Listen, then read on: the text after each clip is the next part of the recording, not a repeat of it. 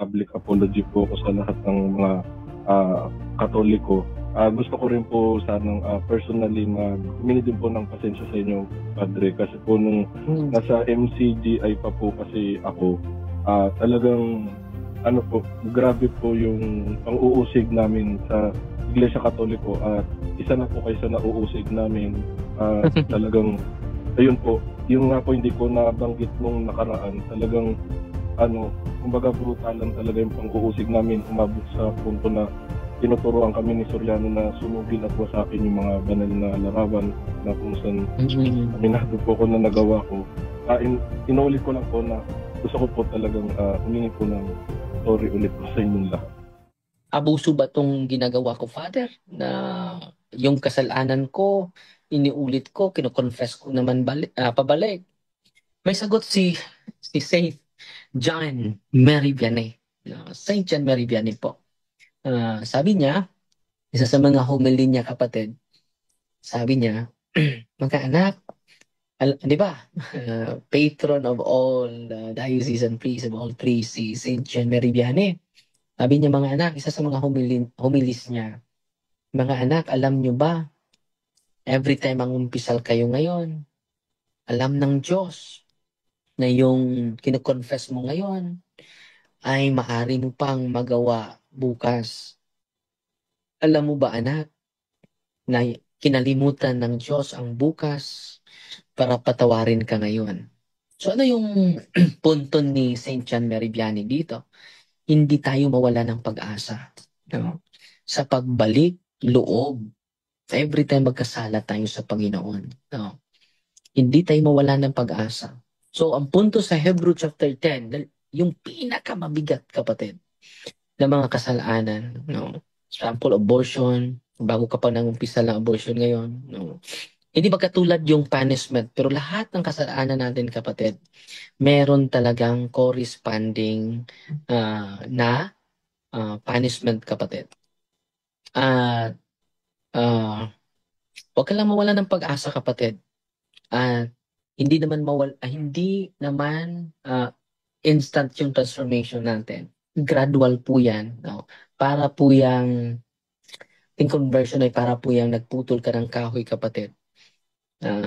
Yung mga kasalanan natin parang kahoy, tumutubo na sa ating damdamin. No? At sa pagputol mo sa kahoy, kukuha ka ng itak. Itak ba yun, Brother Jando? Sundang? Itak. Putulin mo. Hindi yun mapuputol ng isang hampas. No? So, many times you strike the wood, the tree, hanggang maputol. Ganun din, kapatid. Kailangan natin ng grasya ng Diyos. Example, kapatid, no?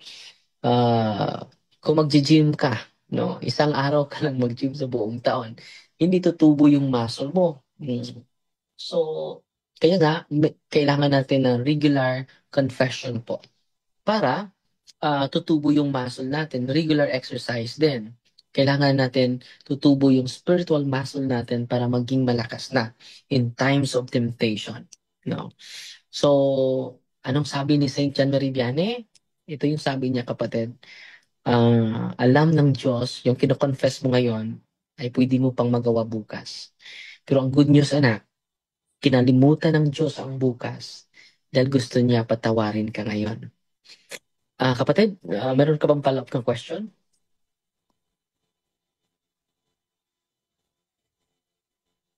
Brother Jando? Wala si kapatid? Nag-mute.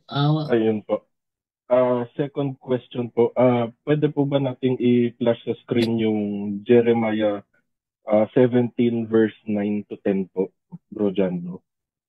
Okay, Jeremiah naman. Jeremiah 17, 9 to 10. Ito ang sinasabi. Sino ang makakaunawa sa puso ng tao? Ito'y mandaraya at walang katulad. Wala ng lunas ang kanyang kabulukan. Akong si Yahweh ang sumisiyasat sa isip at sumasaliksik sa puso ng mga tao. Ginagantipalaan ko ang bawat isa ayon sa kanyang pamumuhay at ginagantipalaan ayon sa kanyang ginagawa. Ayun po. Father, yung second question ko po, kasi po kung mababasa po natin sa 17 verse 10, yung nakakabasa po kasi ng isip at ng puso po, tama po ang Diyos po, no? Yung Yes. clarification ko po doon, bakit po may mga, halimbawa po, yung mga piniling banal ang Diyos, kagaya halimbawa nila Padre Pio, na nakakapag-read ng hearts, nakakapag-discern ng tao, probably nakakakita ng meron silang gift of prophecy. Paano po bang, yung connect po nun sa yung po sa 17 Mm. verse 10 o kung Unang-una kapatid, dahil kinaloob nila ng Diyos yan. Hindi dahil sa kanilang sarili yan, no? Kinaloob ng Panginoon yan. One of the gifts from the Holy Spirit, no? So, wala namang kapangyarihan si Padre Pio dahil sa intimacy ni Padre Pio sa Panginoon. So, meron siyang special gift, special graces, extraordinary and special graces he received from the Lord. So, yung pagkabasa niya sa puso ng isang tao, hindi yan sa kanya. Galing yan sa Diyos. No? Wala namang kapangyarihan yung mga banal. At sa pamagitan ng kanilang intimacy to the Lord, they share the power of Jesus. Katulad ng kapatid, yung buwan. Wala naman yung sariling liwanag. Saan galing yung liwanag ng buwan? Galing sa araw. Just a reflection from the sun. Yun din ang mga banal kapatid. Wala silang sariling liwanag. Yung liwanag nila ay just reflection from the source of the light, the uncreated light. Kaya nga ngayon, transfiguration. Yung liwanag galing kay Kristo, tinatawag yung uncreated light. Yung buwan, created light yun eh. Yung araw, created light yun eh. Extraordinary light yun. Yung nakita nila ni Pedro, ni Juan, ni Santiago, wow, uncreated light po yun. So, yung mga uncreated gifts, it is freely given to the saints. So, hindi naman Diyos si Padre Pio. Pero, he shared the power, the gifts of God because of the intimacy he possesses. No? Kapatid.